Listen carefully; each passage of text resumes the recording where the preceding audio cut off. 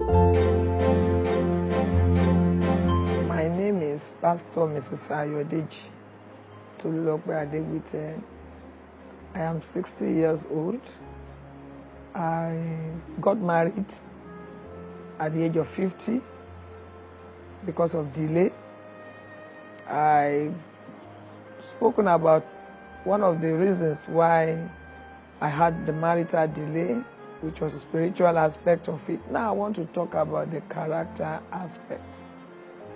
And I want us to really pay attention to this. The Lord really helped me. I got a job after several years of infirmity to a beautiful company. And there was a time a particular man was employed as our accountant. Nice, amiable, but something in me did not really like him. Why? He joined us, and some of us that were there before him did not get the kind of benefits he got. So we all got angry. And because of the kind of person I am, personality, I don't know how to hide my feelings. So anytime the man comes to my office, I always made sure that I passed on my message to him by speaking to him rudely, saying some nasty things to him. It got to a stage that the man became so afraid to come to my office because he knew that I will give it to him hot.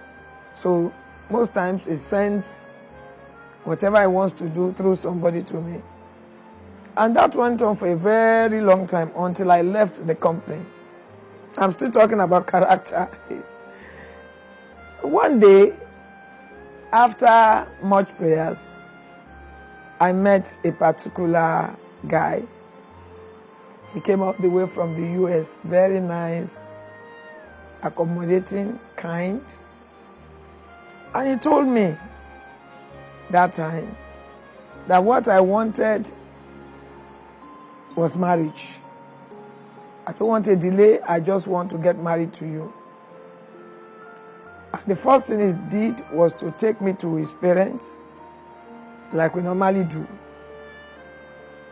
So after meeting his parents, he left for the US, United States of America, sorry. And one of the days I just decided to pay the family a visit, went to the market, I bought some nice things, and I took them there.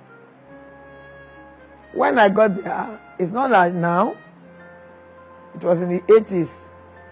There was no generator, only lantern if they take the light, or candle.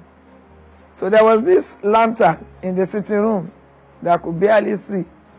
You could barely see with it. So when I came in, I met the mother, I met the elder sister, and one other guest. So I just greeted them and I walked straight to the kitchen to drop the things I bought. So while putting them in the places I wanted to put them, in the right places, I just had the door, I had a bang, and I felt somebody just left. When I came back to the sitting room, I sat down, greeted everybody very well, and I saw that the person I saw earlier was no longer there. I didn't even mind. So with a smile on Auntie's face, the lady asked me, I mentioned the name of our former accountant. And he said, do you know so and so? Initially, I couldn't remember because it was a long time I left the company. And I tried. Suddenly, I remembered the name. And I smiled. And with smiles on my face, I began to pour accolades on the man. I know him, very nice man, kind, wonderful. We were friends. I told a series of lies. And the sister was kept on looking at me. And she threw the bombshell. Said that was the person sitting here when you entered the house. And do you know what she said? What he said? I said, no, ma. He said it in Yoruba, I will interpret. Where did you see this person? Bolotiri Enitegbe Wole. And so she replied that that's the person Femi wanted to marry. That he brought her home. Said that one. Iye. More rara. Fire. You want Femi to marry that? I don't have hand in this, so me lower ninu. Femi to marry. You don't know this lady? This one cannot stay in our family. And he left. Immediately the sister said that, my heart sank. I knew I had shot myself in the leg. But there was nothing I could do. So I started smiling. It wasn't like that. This and that and that. And the mama spoke. The mother. I said, so you are like this and you are pretending. That was the end of that relationship. Nothing I did not do. I cried to God. I prayed. Before long, they called him and they told him a lot of things. Even the ones that were not even there, they are dead. The guy came home. I tried to make amends. But the parents had already prevailed against him. And that was how I lost out completely. That's why I always tell people, let's be mindful of our character.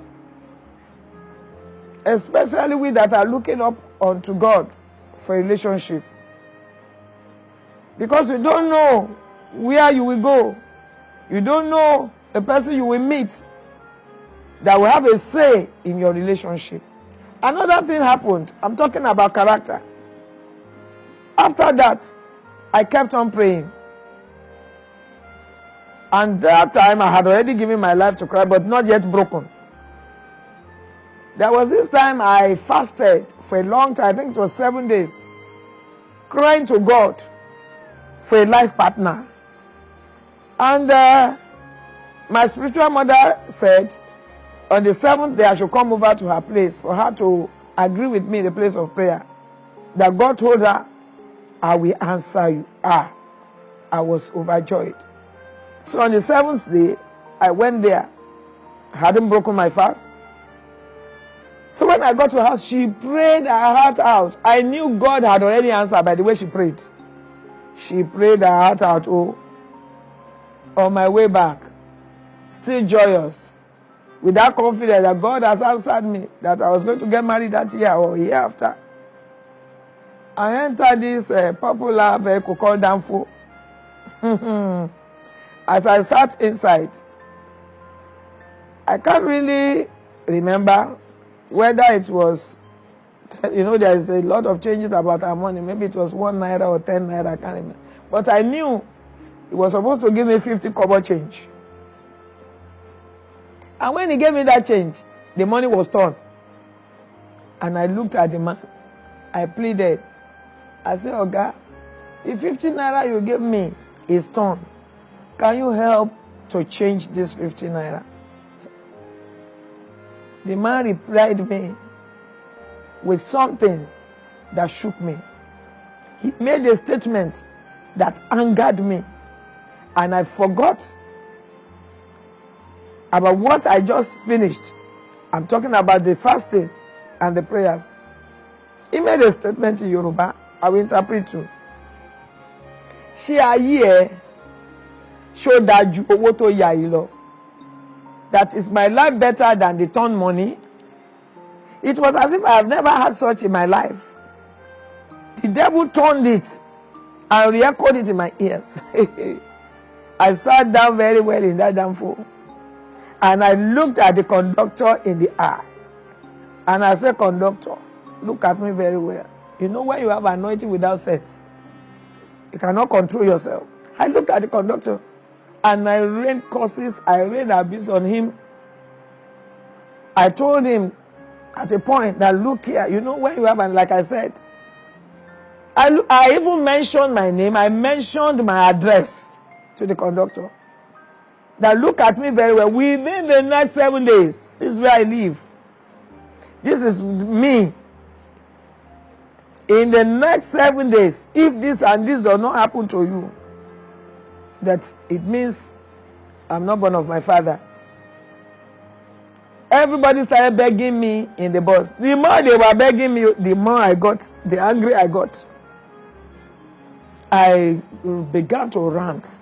I was uncontrollable. The anger was just coming. To the extent that it got to a stage, the driver had to park.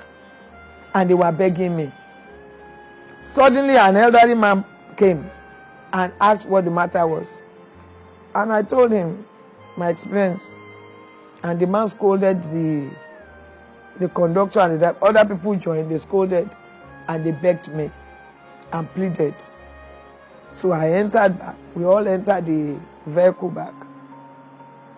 Some other people even volunteered to give me the extra 15 naira. People were bringing out 15 naira. Take. I said I didn't want. The conductor said I should take the whole money back. I said I didn't want. But because I didn't want to prove stubborn, I took back my change. When I got down at Ogba, I went to Ijudata at Ogba bus stop. And I entered a vehicle going to Ojota to go back home. I heard a voice loud and clear in my ears.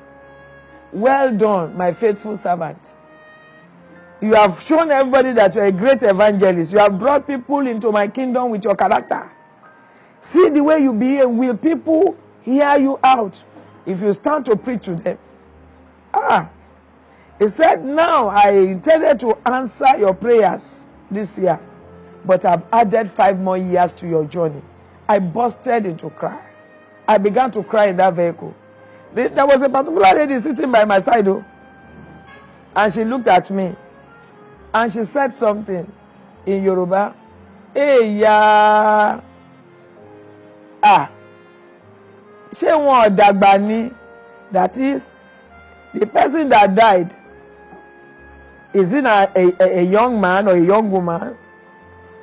I looked at her. I wanted to say something to her too. That what's your problem? But I remember what God just told me. So I faced my front and I began to weep uncontrollably till I got home. The journey was more than 5 years. Please let us be mindful of the way we behave. Some of us, we have misbehaved in the presence of our helpers, and it has prolonged the days of our testimony. Let us be mindful of how we relate with others, especially in relationships. In your home, outside your home, in the church, anywhere you go. Let us learn how to behave well.